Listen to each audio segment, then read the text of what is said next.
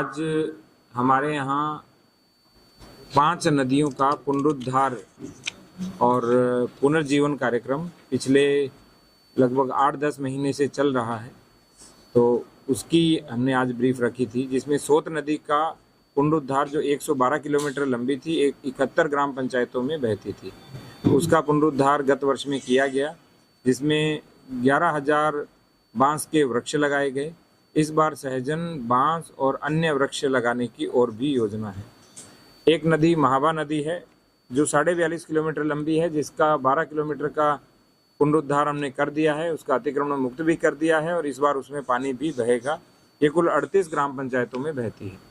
तीसरी नदी अरील नदी है जो 22.5 किलोमीटर लंबी है, 19 ग्राम पंचायतों में बहती है और अरील नदी का पुनरुद्धार एक गांव को छोड़कर बाकी सब गांवों में कर दिया है। 19 किलोमीटर से अधिक इसका अतिक्रमण मुक्त भी किया, मिट्टी भी हटाई और इस बार वृक्षारोपण की भी, वृद्ध वृक्षारोपण की भी योजना है। एक नदी हमारे यहाँ वर्धमार नदी है। वर्ध यहाँ पे बैल को बोलते हैं।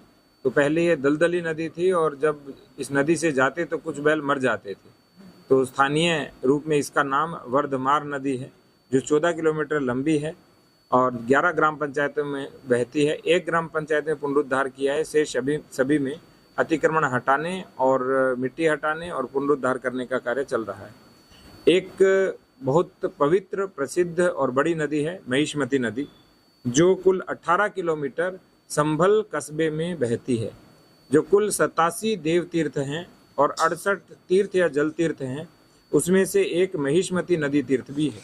तो नमामि गंगे योजना के पर्यावरणविद और नदी विज्ञानी, जिन्होंने कुकरेल नाले का भी पुनरुद्धार अपनी देखरेख में कराया था, ऐसे डॉक्टर वेंकटेश दत्त ने अप स्ट्रीम से लेकर के डाउन स्ट्रीम तक पूरा सर्वे किया है और सर्वे के बाद हम पूरी डीपीआर तैयार कर रहे हैं, ताकि एक तरफ हम एसटीपी लगाकर सीवर ट्रीटमेंट प्लांट लगाएं और सीवर को एक जगह पहुंचाएं, और दूसरा इस नदी को नहर से जोड़ करके इसमें पूरे वर्ष जल बहे, इस तरह की योजना बनाई जा रही है। इस तरह हमारे डिस्ट्रिक्ट में 5 नदियों का पुनरुद्धार कार्यक्रम चल रहा है और माननीय मुख्यमंत्री महोदय की प्रेरणा से जो 1 डिस्ट्रिक्ट 5 रिवर्स का प्रोजेक्ट हमने लिया है, वो इस वित्तीय वर्ष के अंत तक हम पूर्ण कर देंगे। सर, कितना कार्य पूरा हो चुका है और कितना अभी बाकी है? लगभग 60%, यदि हम कुल 5 नदियों की बात करें तो 60% काम हमारा पूरा हो गया है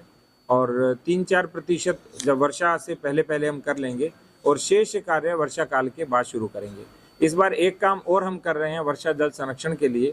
जो राजेंद्र सिंह हैं, जिनको जल बाबा भी कहते हैं, राजस्थान में जल पुरुष भी कहते हैं, और तो उन्होंने एक ट्रेंच बनाने का सुझाव दिया था।